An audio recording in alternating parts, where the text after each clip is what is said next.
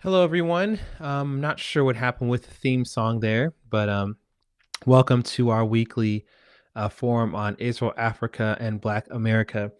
I am your host, Joshua Washington, Executive Director of the Institute for Black Solidarity with Israel, and I am usually joined by my lovely co-host, Olga Washington. The past few weeks, she hasn't been available. IPSI's in a very, very busy time this season. She actually is traveling right now, doing very much related work that she'll share a little bit of some of that with us in either next week or the week after. Right now, she is a part of a conference, and then some other work outside of that as well in Florida.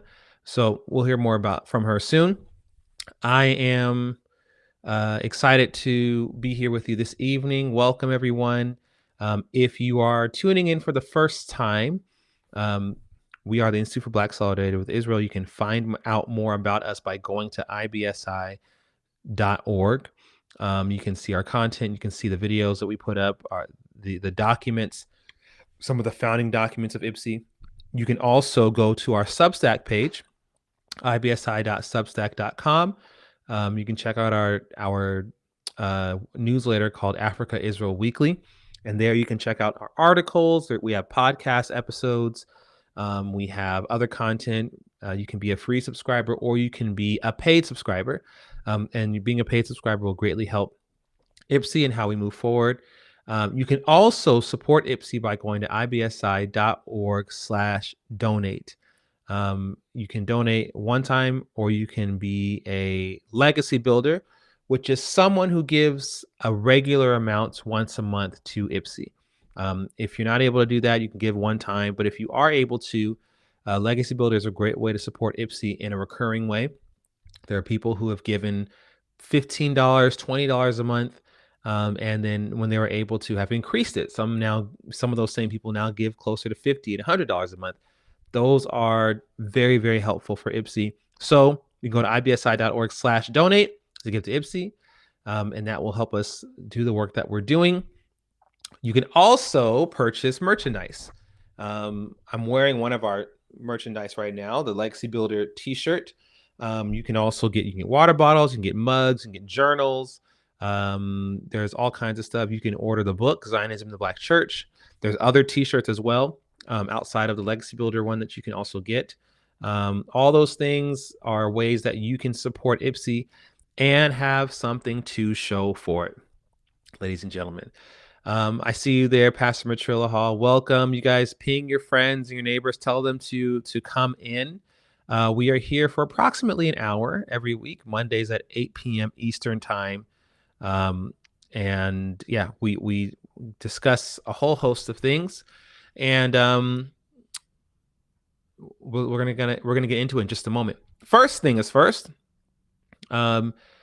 Just a reminder that on the 17th of December, we will be having an event in Charlotte, North Carolina, with our good friend Jonathan Feldstein of the Genesis 123, the Genesis 123 project.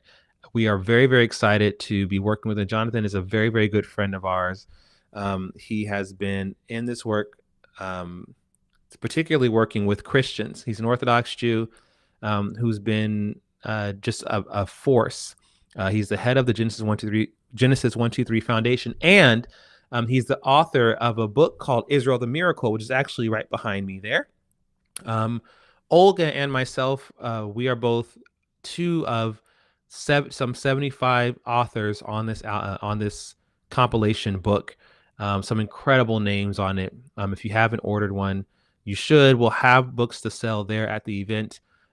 It's on December 17th. If you want to know more or get more information about it, you can go to ibsi.org/dates and you can register, sign up, and join us. It is going to be a great, great event, especially with our good friend, Jonathan Feldstein. So yeah, that's Charlotte, North Carolina. Make sure you sign up for that. And there's we have a lot of different things coming up, but I want to pivot and go straight into the program. And then there are a couple more announcements I'll make a little bit later on, if that's all right with everyone. Again, welcome. We are live everywhere. We're on Facebook. We're on LinkedIn. We're on X. We're on Instagram. We're on YouTube. We're on Rumble. So if you're on any of those things, if you're watching from any of those things, give a shout out. Send a quick comment, say hey, tag your friends, tell them to hop in. We have quite a few things to get into today. We're gonna dive right in now. All right, everyone. So first things first, a lot has happened this week. Quite a bit. The first thing that we're going to talk about here is kind of a part of a broader theme here, which is this is what always happens to Jews worldwide when Israel is at war, right? I mean, if I could give you this description, and it doesn't have to even be talking about the post-October 7th war. It could be talking about anything happening in Israel. Israel's enemies start a war. Israel now is involved in a war that I did not start. Israel is fighting an existential war, as we talked about last week. This is not just an isolated war against Israel, against Hamas or Hezbollah or the Houthis or whatever you want to call it, whoever is going against Israel at the moment. It's not just an isolated incident, but it is an existential war, as Israel is the only Jewish state, and not just in the Middle East, but in the world. And you have Israel fighting against colonial Arab forces, imperialist Arab forces who have stretched across and have aggressively taken over North Africa and much of the Middle East over the past few centuries, since the 7th century. And Israel's in the fight of its life. And what happens when Israel's in the fight of its life is that Israel has another war on another front that it faces, and that is on the public relations front. Israel is in a PR war, just like it's in a kinetic war. And each war that takes place, and that has taken place over the past several decades now, Israel loses more and more of the PR war. And we're seeing that more and more, where Jews are being attacked all over the world. In the war of 2021, in May/June, Jews in LA, Philadelphia, Great Britain, Jews in Germany, Jews in, there was something specific about even Jews in Israel. There were non-Jews in Israel who were attacking Jews in Israel, right, during that war. There's all kinds of stuff going on. And one of the things that happened, I talked about this before, in London, there's a couple of guys driving around with a megaphone. I don't know if they had a megaphone or they're just screaming really loudly, but they're driving their car around in a public square in London. They rolled down their windows and they stood up and they screamed out, "Kill the Jews, rape their daughters, kill the Jews, kill their mothers." And that was 2021. Okay, 2 years later, you see that some of that actually did happen on October 7th. Daughters were raped, mothers were raped, people were killed, people were slaughtered. Hostages are still trapped right now in Gaza. 7 IDF soldiers were killed earlier today. Not an eye is batted, nothing's being said. Generally about it, nothing. And Jews continue to be isolated in the diaspora, some of whom by people who claim that anti-Zionism is an anti-Semitism. And there are so many smart people who like to claim that anti-Zionism is an anti-Semitism, but they have nothing to say about synagogues in America being attacked. They have nothing to say about a Jewish boy walking across his quad at his university being attacked because he has kippah on his head. They say nothing about the Boston Mapping Project, which is a map. It's a very scary map of, they say, every Zionist entity, that's connected to Israel. And some of the places on the map are kids' schools, are like schools like for K through 2 little Jewish kids, because that's connected to Israel. And okay, I'm sorry, if anti-Zionism isn't anti-Semitism, then what the heck? Why the need for all that monitoring of Jewish? Oh, because it's not just about, anti-Zionism is another iteration of Jew hatred. That's all it is. In 1939 Germany, the Jews were considered a pariah to society, and they controlled everything and this, that, and the other. In some societies, the Jews were hated because they were poor. In some societies, they were hated for being rich. They were hated for being capitalists. They were hated for being socialists. They were hated for being left, right, up, down, front, back. And this is just another. Now they're hated for Israel, right, because they have a Jewish state. And so we're seeing that now. Two boys. This is in California. Okay, in California, there are two boys who were attending a Seventh-day Adventist school. Okay, Seventh-day Adventists, for those who don't know, they're Christian, and they observe the Sabbath, so they have service on Saturdays. There are some practices they do that are a little bit different than a traditional Sunday going church. For a short time when I was in college, just after college, I want to say, maybe both, like a little bit in and just after college, I was doing music for a Seventh-day Adventist church in the city I used to live in California, and got to learn a little bit more about their belief system just through that, just doing that for a few months.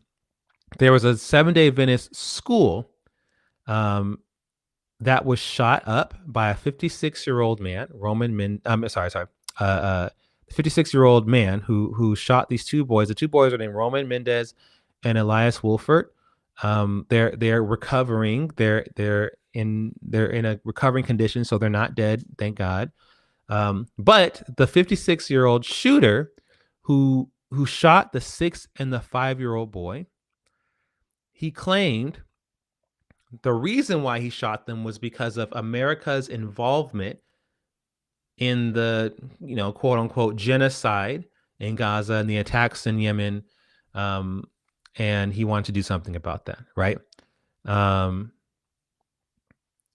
It says the 56-year-old assailant, who was found at the school by first responders with a fatal self-inflicted gunshot wound, which means he killed himself, had left a statement justifying the shooting as revenge for the ongoing military operation against Hamas in Gaza and operations to counter Ansar Allah's maritime terrorism and missile attacks. Okay. So these aren't even Jewish kids. If you realize this, right? These are Christian boys at a Seventh-day Adventist school. And by the way, and this is not, you can look at any denomination and you'll always find, splits. So like, by and large, the Methodist Church is, for example, by and large, the Methodist Church is anti-Israel. By and large, the Methodist Church tends to be very left-leaning, right? They do things that other churches wouldn't normally do, like have their gay men's chorus and stuff like that. Well, there's a split in the Methodist Church where people have been so turned off and just appalled by some of the things that the Methodist Church has signed off on, a lot of this leftist stuff that we're seeing, that they have broken off. And there's a contingency of Methodists who have actually reached out to Methodist bishops in Africa, asking them to be their bishop, right? Can you please be our spiritual covering, because we don't know what's going on with this movement here. So that happened. So when I make this statement, I'm not saying this is everyone to a person. We've even had, I think some Seventh-day Adventist people at some of our events who really enjoyed it and got a lot from it and follow Ipsy. So this is not in any way a disparaging comment to Seventh-day Adventist people as a whole. That being said, some of the things that Seventh-day Adventists tend to teach, again, generally, are things that we would consider anti-Israel, things like replacement theology. Replacement theology meaning, for those who are for the uninitiated, replacement theology is a Christian teaching that Jews are no longer God's chosen people, but they've been replaced by the church. The church are now God's chosen people, and God did away with the Jews after Jesus died on the cross and rose again. And so now we are the new Israel. That's replacement theology is we are the new Israel, and the Israel today is no more. So many holes, right, that are in that theology. Um, many of which you can point right to Scripture. Replacement theologians tend to twist Scripture that's there and interpret it for themselves.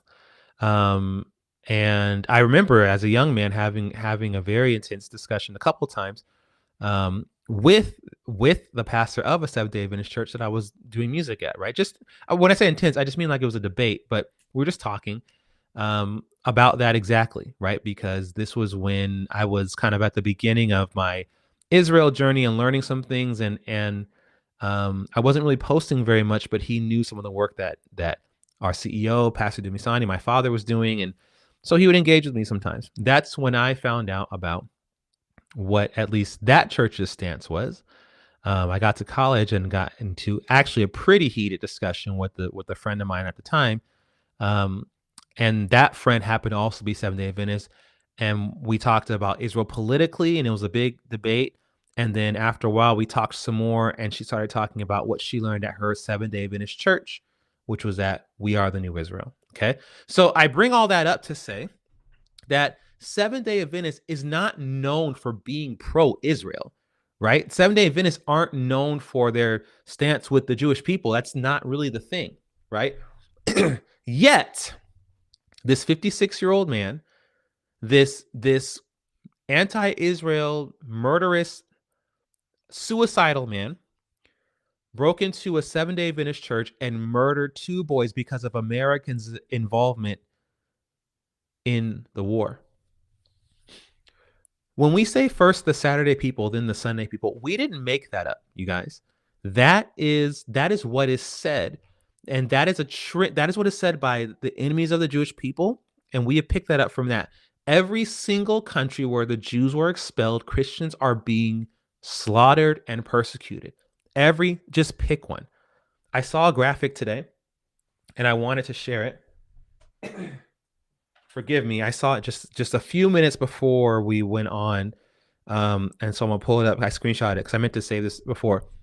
In 1932, Lebanon was 53% Christian. Okay, now Lebanon is 32% Christian, probably less now. In 1943, Syria was 14% Christian, and we'll talk about Syria in a moment. Syria now is 1% Christian. In 1930, Jordan was 20% Christian. Now Jordan is 2% Christian. In 1950, Iraq was 12% Christian. Iraq now is 0.2% Christian. Each one of those countries, what they all have in common is that they used to also have a Jewish population. And if you know about the Mizrahi Jews, and sometimes I'll share videos, as a matter of fact, maybe next week I'll share a video from what was called the Mizrahi Project. When Israel was reborn in 1948, some of those countries I listed, as a way of punishing the Jewish community there, they actually expelled them. One man gave an account. He was in Iraq. He lived in Baghdad. He said that overnight millionaires became paupers. Jews who spent generations living in ancient Babylon, now Iraq, who've built generational wealth, who've done things for their families, they had to leave with nothing but the clothes on their back. That was it. And I remember I was talking to a friend of mine, Sarah Sassoon.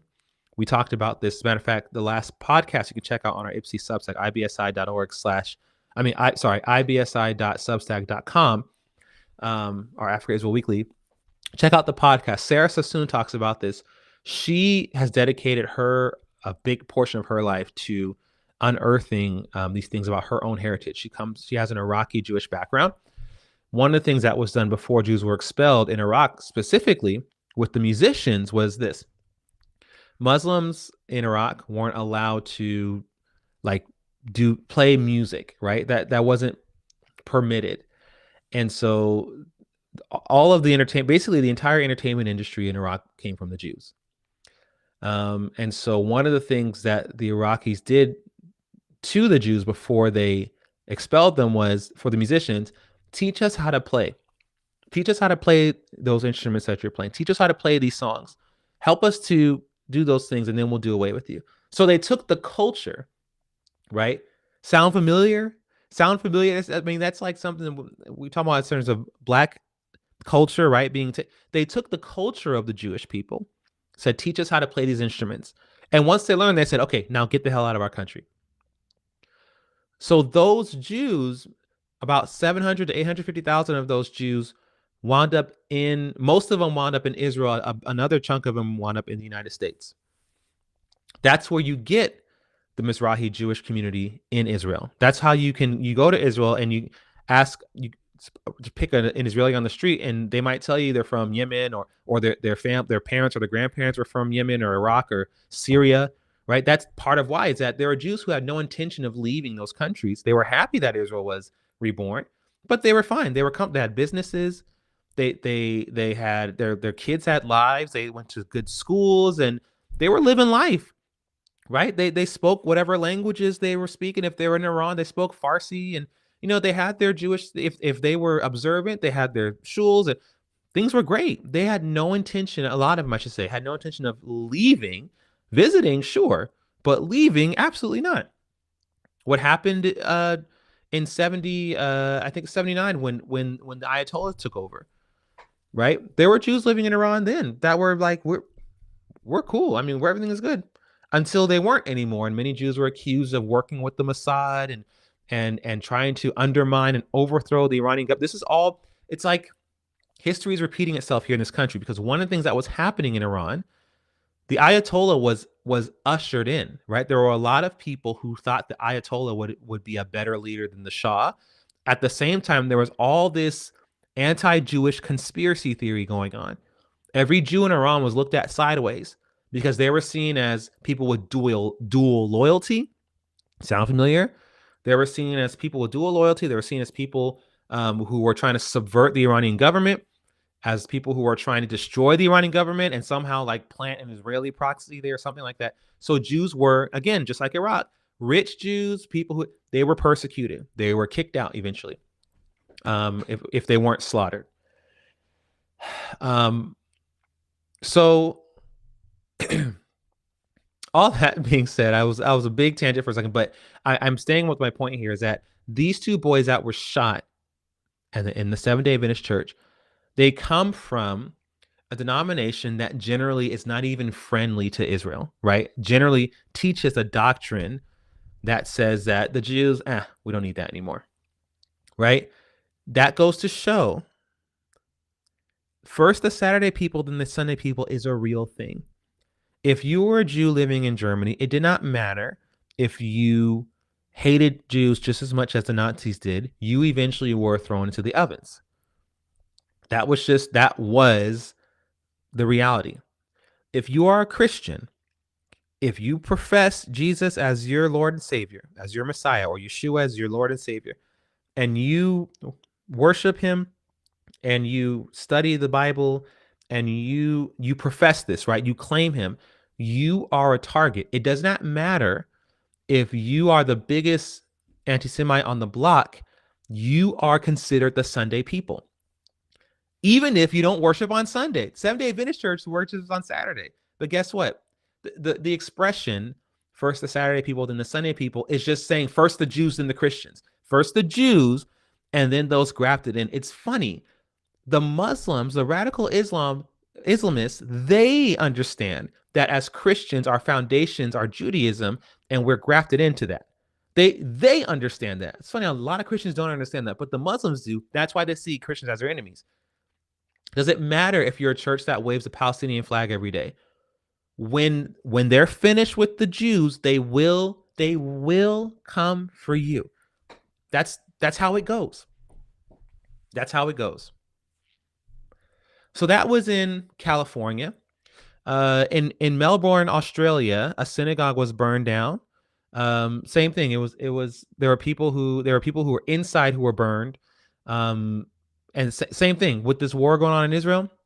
People are attacking Jews all over the world, not going to Gaza to take up arms and fight against the Israeli government. No. I'm going to beat up this little Jewish kid on the street.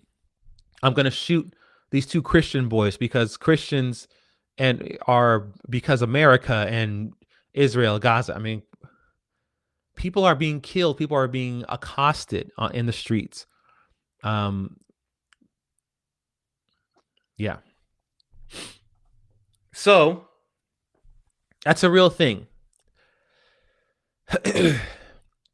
Now, speaking of Syria, what's happening, and for those who haven't been following, the rebels in Syria have risen up, right? There's been, because of the war, I saw someone even who posted and said, who knew that what Hamas did on October 7th would set off what some of the chain of events that it would have set off would actually be good ones, right? So despite all the craziness and chaos and devastation that's going on right now, and the hostages that are still in captivity, I think 101 hostages are still in captivity right now, um, including the children, including the Bibas kids, all that stuff. What you have right now in the Middle East are things going on that I don't think that the Ayatollahs or the leaders of Hamas or the the new leaders of Hezbollah, I don't think they anticipated this happening, right? So because of all that was going on, there's just some things you can't do everything at once. Some things people are distracted. The rebels took this opportunity to rise up. They have been just running roughshod all over Syria. They've taken over Damascus. Bashar al-Assad, the prime minister of Syria, has fled. He's in Moscow now. He's in Russia, hiding out. There are Syrian refugees who are returning from neighboring countries in hopes for a better life. No one knows what this new leadership, who's gonna rise to power, but they're hoping it's gonna be better than Assad. And they're looking for their loved ones. They haven't. Some of these refugees have not been in Syria since the civil war, right? Since like 2011, and so they're returning now. Iran has, at least for now, we're hoping forever, has lost its land bridge to Hezbollah, because Syria was an important piece for Iran to transfer weapons to Hezbollah to fight Israel. So now Hezbollah is being strangled, which is a great thing. So that is a good thing. And so there's some good things happening, but there's some uncertain things happening. There's a lot of uncertainty. As history is the best teacher, we've seen it with Libya. Our administration, I think it was the Obama administration that took out Muammar Gaddafi. And the taking out of Muammar Gaddafi has led to, and not saying he was an amazing leader, there's nothing like that, but what's happening in Libya now is way worse than what was happening before. And it was Libya where, not just Libya, but slavery skyrocketed after Gaddafi was taken out. There was a vacuum. He was taken out and there was nothing done after that. So what's happening now in Libya is a result of us taking out Gaddafi and there not really being any other kind of thing in place. And so, yeah, slavery runs rampant, not just in Libya, but Libya is one of the places where they're also transported. And it's a mess. Libya, Nigeria, Sudan, Mauritania, Algeria are some of the top countries. Sudan, where Louis Farrakhan swore there was no slavery at all, has not said anything since then. Sudan, where people like Ta-Nehisi Coates was attended. He was at there's an event that our good friend Charles Jacobs was on a panel of with other Africans back in the early 90s. In the early 90s, 1994, 1996. And Ta-Nehisi Coates was there asking questions, asking them, what's your response to Farrakhan, who says it doesn't exist?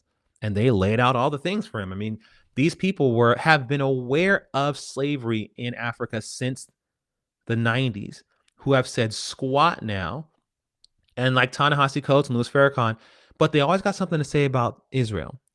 And Farrakhan's always got something to say about Israel and the Jews. There's always that is an evil that can't even be quantified. It's one thing to be silent on an atrocity, and it's another thing separately to hate on a group of people, but to spend your time to call yourself a champion, right, of human rights. So everyone sees you as a champion of human rights. Hey guys, it's me, champion of human rights, me. Look at me. And then to falsely accuse this group and lie about this group over here. What you're telling people is, even a lie by omission is still a lie. You're telling people there's nothing going on here, everything's fine, while slavery persists. Now you are just as bad as the slave traders. Louis Farrakhan is just as bad as the slave traders in Sudan, who are raping and pillaging, who are raping women, who are taking sex slaves, who are taking child slaves, forcing people to work for nothing indefinitely, who are, it's just all kinds of stuff that's going on. One of the punishments for slaves, if they try to escape, one of the punishments is what Charles Jacobs shared with us on, there's an old podcast we did a few years ago. You can check it out, ibsi.substack.com. The JW show, you can search Charles Jacobs, you'll find it.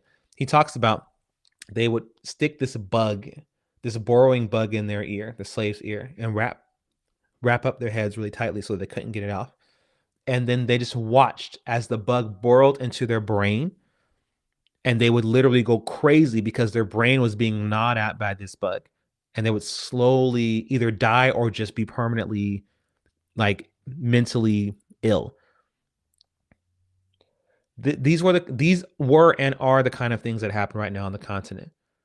And so the absolute evil, I wish there was a word I can think of that's even worse than that, that would not even be silent, but deny that it's even happening in the first place. And then for someone like Ta-Nehisi Coates to be aware of it and never speak about it, but then write a whole entire book after spending 10 days in Israel, not even in Israel most of the time. Most of the time you're in the Palestinian territory, spending 10 days in there. I feel like I'm in a place to write a book about what I see out there. Okay. You will all answer to God for this. This will not go unnoticed. It won't go well with you. The truth will come out, and those people will be freed. And God's going to deal with you.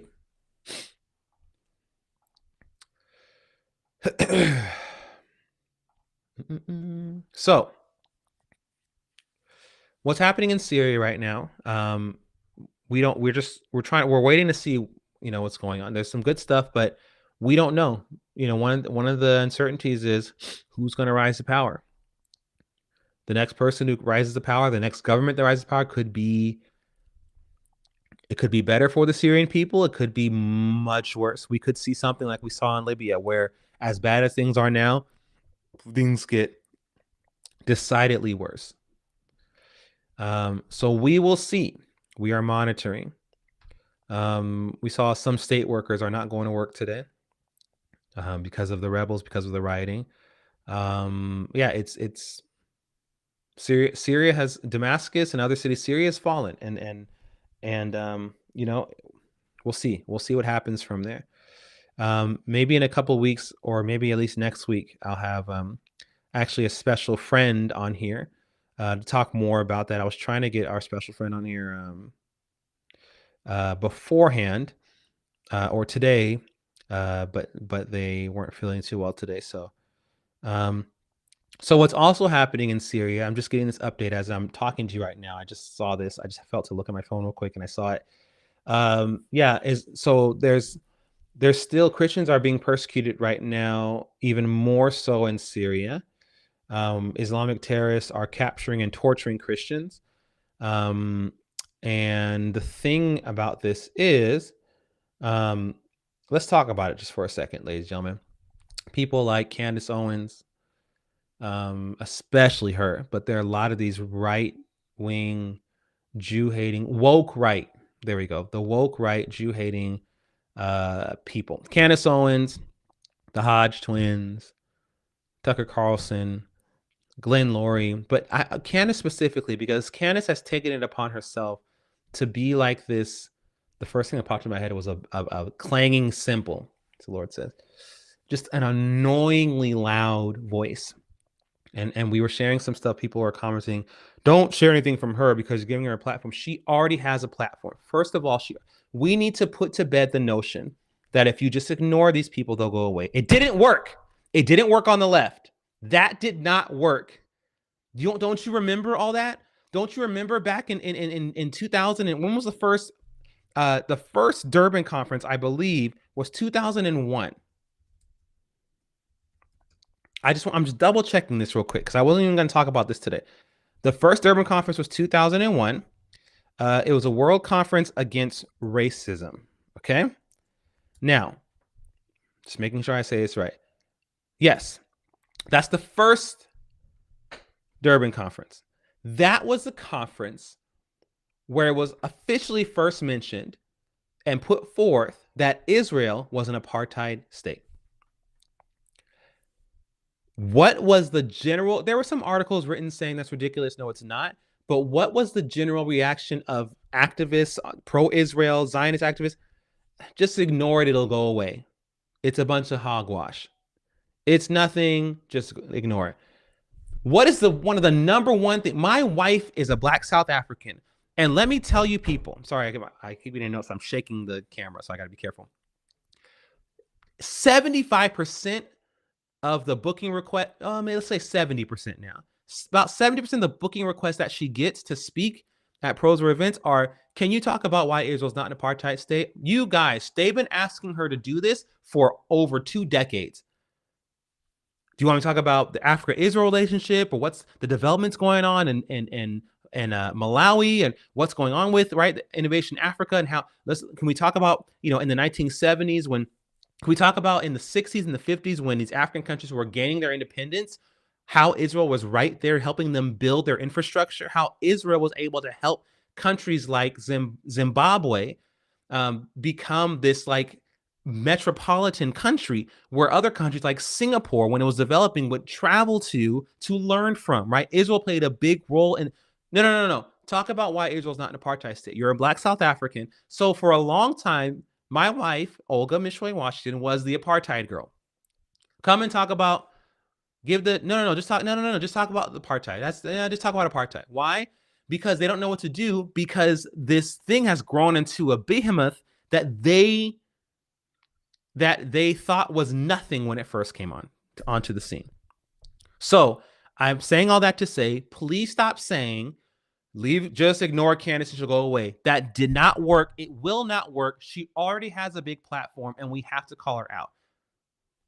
Not to mention the fact that usually the people who are saying that are just so hurt that she's a Jew hater, they don't want to think about it. I'm sorry that it hurts your feelings, but we have to call truth out. We have to call it out for what it is. No matter who it offends.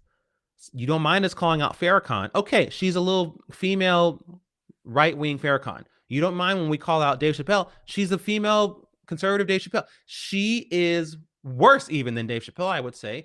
And she has a ginormous platform. And not only is she peddling lies against Israel, she even calls it Palestine now.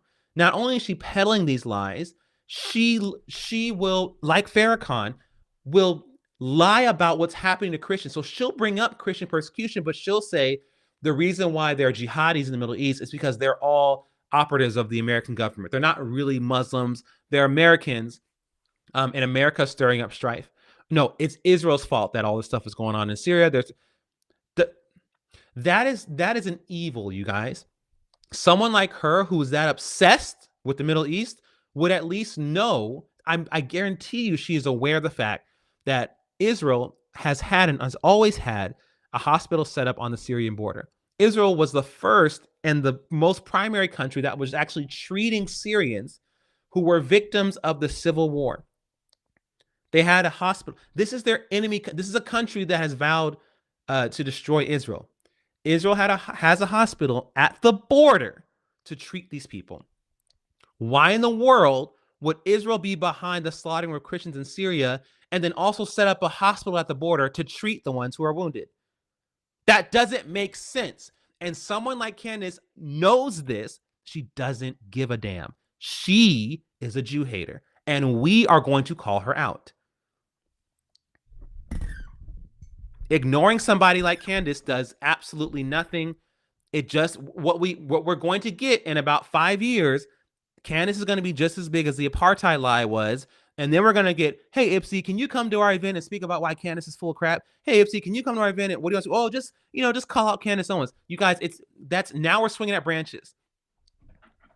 And I said this last week, and I'll say it again, because I saw that Ipsy had posted it. And then there's a lot of people who I don't even want to say misinterpreted it. It wasn't unclear, but people heard what they wanted to hear. So we had comments saying, but the right isn't as bad as the left. The left, see, this is how bad the left is. You got the universities. We know. We say it on our platform.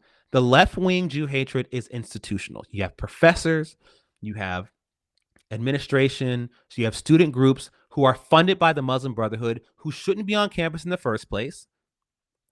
They should be completely removed. We talked about even the futility of having pro-Israel student groups on campus when there's no plan to actually remove the anti-Israel student groups.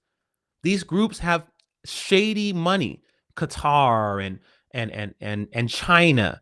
And again, groups like the Muslim Brotherhood fund these students for justice in Palestine. Now, Faculty for Justice in Palestine. Columbia University, they have a new newspaper called the Columbia Intifada, right? The Columbia Intifada. Columbia is still funded by our taxpayers, still gets tax exempt status. I remember when it was a huge debate for a while when I was in college. Oh, so churches still have tax exempt status because they say things that are hateful and we don't like that. Okay, what about Columbia University? Columbia University, a lot of these universities have tax exempt status while they harbor people who are trying to destroy our country. Why aren't we talking about that? So you have these groups on college campuses. Yes. So what's going on the left is institutional. My point was the right is going to be just as big as the left if we make the same mistakes as the ones on the left made. One of the cardinal ones was leave it alone, it'll go away. So you had moderate Democrats saying, the squad, they'll be fine, whatever. They'll get in line and everything will be fine. Nope, squad grew. You had the Democrats, the moderate Democrats saying, it's fine. Black Lives Matter and all that kinds of. Okay, now you have these radical, like all the defund the police stuff that is not even supported by most of the Black community. That's coming from the left, right? So you have that. What I'm saying is, for those of us on the right, for those of you on the right, you must call it out loudly, vehemently. You have to. It cannot be ignored or it will grow.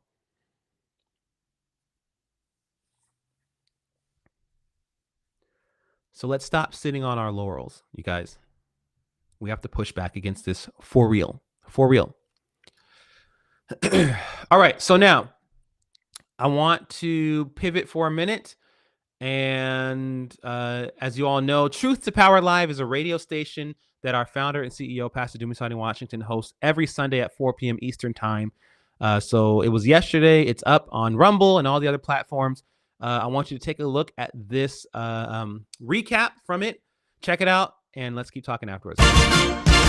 It is important to understand not just the whole context of the Palestine deception within the Black community, try to use the Black community, but why? There's a spiritual component, which is why we're here. What does God say through the prophets of Israel where Africa is concerned? This goes beyond the Genesis 12:3, bless those who bless you, curse those who curse, praying for the peace of Jerusalem, Psalm 122. When it comes to this Africa part, princes shall come out of Egypt, Ethiopia shall soon stretch out her hands to God. So a couple of things you need to know about this text. Number one, Hebrew word for Egypt and Ethiopia would be Misraim and Cush, right, which would be the biblical terms used for the descendants of Ham back in Genesis chapter 10. Noah and his 3 sons, and then their sons, how they repopulated the earth after the flood, whom the Bible refers to as the land of Ham. When they say the land of Ham, they would talk about Egypt as a land of Ham, and they would often talk about them in terms of dual kingdoms or connected areas. So these are the progenitors of what we would today known as Africa, right? There's the word Africa, again, it's not in the Bible, but here, what the Bible calls the land of Ham, it's referring to the land of the descendants of Ham, his sons,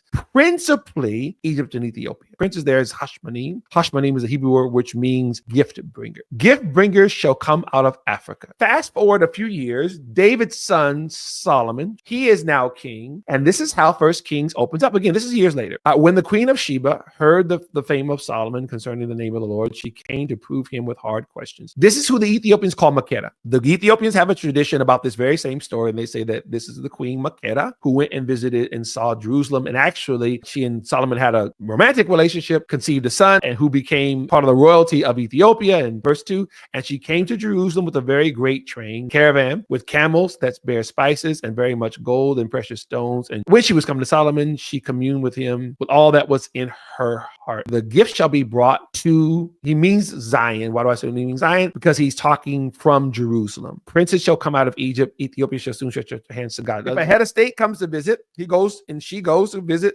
the person who's the head of state of the country they're coming to, which would be Jerusalem, undivided, eternal capital of Israel. And then she goes on and says, God loves Israel forever. She declares out of like a Genesis 12:3, here this African queen comes and stands in Jerusalem and declares that here's the proof. God loves Israel forever. Here's proof, Solomon, because he's made you king. So she, as a foreign dignitary, comes and stands in the holy city and does what no other foreign nation does in the entire Bible. Comes, brings gifts, and then says, wow, God really loves Israel. It's prophesied, and then a partial fulfillment of it actually takes place, right? And I say partial fulfillment because on the Christian part of it here, Jesus, now 1,000 years after the visit of the Queen of Sheba, Makeda, to Jerusalem, he references the same visit. And he does it matter-of-factly. He says, Jesus says, the queen of this house shall rise up in the judgment with this generation and shall condemn it, for she came from the uttermost parts of the earth to hear the wisdom of Solomon. And behold, a greater than Solomon is here. This is Jesus declaring that he's the Messiah. The point that's being made here is that the Queen of Sheba recognized that there was something happening in Jerusalem that she had to investigate. Jesus points to Makeda's example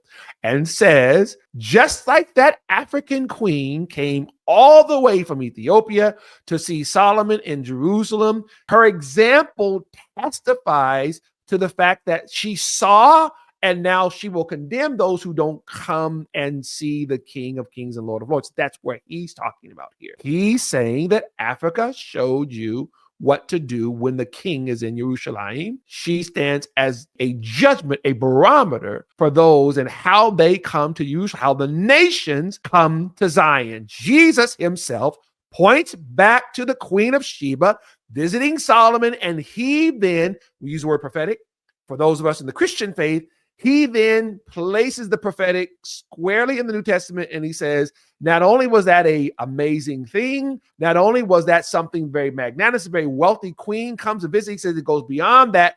Here's part of the prophetic of it. She was actually demonstrating how the nations are to come when the king is in Zion. Part of the reason for the title here being Africa's prophetic call to Zion is rooted not just in here, but it starts here. Over the last several years, I've had a couple of Orthodox Jewish men whom this Africa part of it has been very, very crucial. It has been very much on their minds to the point where they've been like going, okay, I don't really know why. And so when they saw, they said, well, you're a Black American, so it makes more sense for you guys to kind of chuckle. I said, yeah, I have a passion for everything. But what I was told, both of them, the rabbis and the people I've talked to, is that that's because there's something that God is doing that he's uncovering. There is a prophetic relationship between Africa and Israel that has to do with the redemption. There is a highway that Africa is to build to Zion, and this is part of what's being revealed when the Queen of Sheba comes and visits Solomon. And then for us as Christians, Jesus references that same story. The African call to Zion. It's a thread that starts in the Tanakh and goes through to the New Testament. Truth to Power Live with Jimmy Study Washington. So that's Truth to Power Live, ladies and gentlemen, every Sunday at 4 p.m. Eastern Time. You got to check it out. If you haven't, you really have to. It's here at the forum, we deal specifically with Africa, Israel. Truth to Power Live deals with a whole host of things. And there are sometimes when we overlap, like this week, you see here, our CEO and founder is talking about Africa's prophetic call to Zion, which is very much right on point with why we do what we do here at IPSI. Is very much a prophetic thing as well as everything else. And so if you haven't, next Sunday, 4 p.m. Eastern Time, check it out live. I think you'll really enjoy it if you like these. ttplive.com. You can subscribe and be up to date on when the new ones come out. Okay, so ladies and gentlemen, I want to just take a few minutes here. We say this every week at the beginning, I just want to take a little bit extra time and talk about this here at the end in our last few minutes together. IPSI, the Institute for Black Solidarity with Israel, was founded in 2013 by our CEO, our founder, obviously, Pastor Dumisani Washington. That was 11 years ago. We'll be 12 years old in the new year. I forget what month it was started. IPSI was founded right after our CEO, Pastor Dumisani Washington, in his research. Let me back up a little bit. He was always fascinated and very much interested, just a big study. Israel, Africa, African politics, African governments. We had years before we even met the Mishwe family, years before I even met my wife now, we had a friend from South Africa, Noma Temba, we call her Malume, or Malume Kazi is the full name, like auntie in Zulu. And she was a dear friend of ours. She taught me a couple of different words and concepts and told us stories and my earliest memories of learning about South Africa was actually stories directly from her, fleeing the country when Nelson Mandela was thrown in prison and the apartheid government was at its kind of like I won't say at its peak, but it was really, oppressing the Black South Africans hard. And her living in the States. I mean, hearing these things from her directly put some things in perspective. I think sometimes we think that certain things happened a long, long time ago.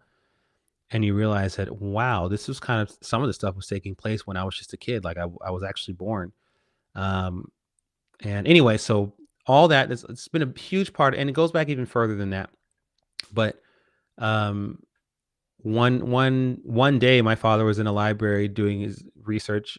I think he was in a basement. He was reading different books, and he found some newspaper clippings of an organization when it was first born in 1975 called BASIC, Black Americans Supporting Israel Committee.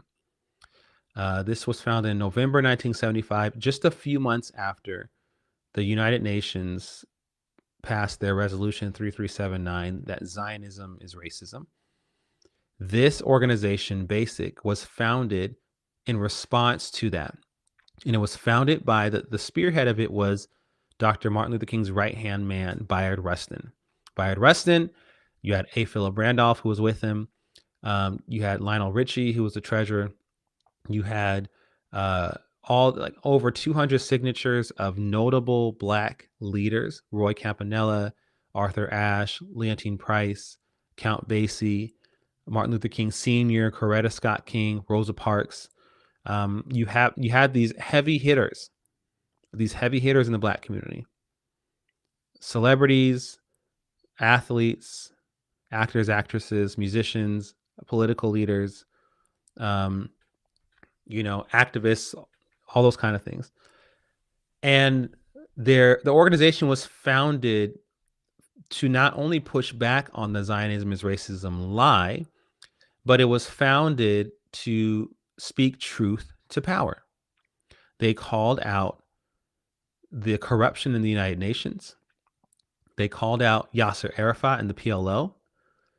They talked about his oppression of his own people, let alone Israelis.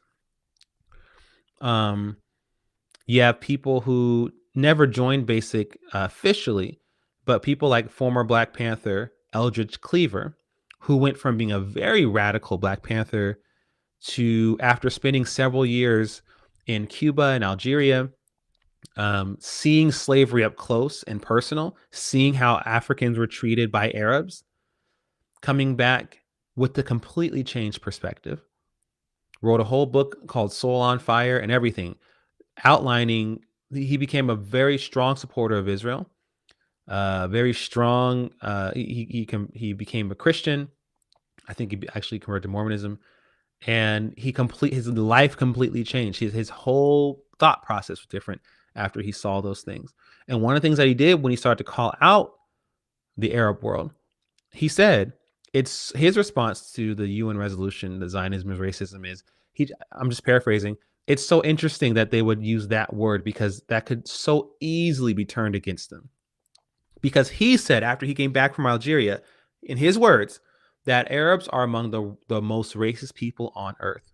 He said they're even more backwards in their racism against Black Africans than America is against Black Americans. And this was in this is in the early 1970s, late 1960s that he said this. The comments about that. Now, the Zionism racism thing happened after the resolution, but this comment he made when he came back from Algeria, he said the Arabs there are even more racist. They're even more hateful. They're even more bigoted to Black people in Algeria, in Africa, than white people are to us here. In the 60s, in the 70s. When my father found out about BASIC, it was a game changer for him.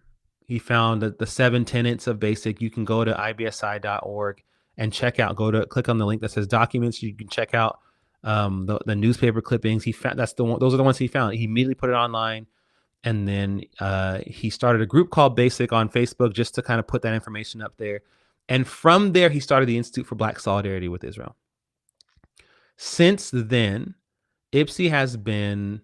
It started out as just a informational organization. We just gave information to people. They can use it if they wanted to. We made videos, graphics, things like that. And it has grown now.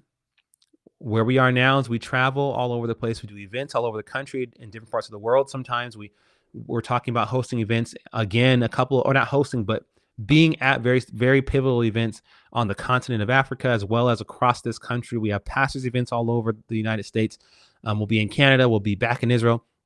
And we're speaking these things to leaders, especially to Black leaders, to Black pastors, to people who have been the most targeted by this disinformation, right? Black pastors specifically have noticed that their voices have been used and they've been pressured to do the free Palestine thing, but they're not actually being given information and they're not actually allowed to challenge anything or ask any questions.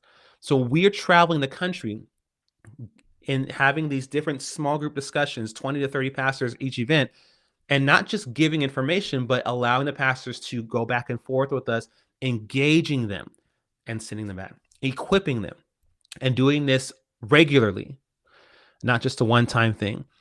IPSI's vision is one that will move the needle forward. I'm not just saying that because I happen to be the executive director. It's just true. And so if you have been following IPSI for any length of time, have been watching our lives, have been checking out our content videos, anything like that, I urge you now to scan the QR code and make a donation to IPSI. For those who are still watching, scan right now and you can do a one-time donation or you can become a legacy builder. Because I'm telling you, listen under the sound of my voice, IPSI is doing things that need to be done. And we cannot continue to do it without your continued help. If you're someone who has never given to IPSI, well, this is your chance now. But just know that what you do for IPSI can help IPSI move forward in a way that we've never been able to before. Every week we have anywhere between 3 to sometimes over 1,000, maybe even more people who watch and listen. If each one of us who's watching this right now scan that QR code with our phones and said, I'll give $10, that would make a huge difference. If each one of us said, you know what, I'll be a legacy builder and give $10 a month, that would be a game changer for IPSI. With all the things we have coming up, some of the stuff we plan, we actually don't even know how we're going to pay for it. We just know that it needs to be done, and we'll trust Hashem and move forward in how we need to. So, and one of the ways that we're trusting Hashem is we're stepping out and saying, we're asking you, please help put your hand to the plow and help IPSI do what we need to do. All right, you all. So thank you. I see one person scan the QR code. I see that. Thank you. I can't see who did it, but I get a notification that someone did. And so I appreciate that. For those who are watching, continue to scan. We thank you for your support. We thank you for just being there for IPSI as we're doing it. And also we'll continue to stand with our Jewish brothers and sisters, our Israeli brothers and sisters now, even during this especially now during this time. And we won't back down. So thank you all. I hope you've enjoyed this. We'll be back next Monday, same time, same place, 8 p.m. Eastern. Tell your friends about it. If you want us to come and do an event at your place live, reach out to us, email us. We would love to come. We'd love to do all kinds of amazing things, whether it's speaking, music, a mixture of both. Our Speakers Bureau Chief, Olga Mishroy Washington, our CEO, Pastor Jimmy Sonny Washington.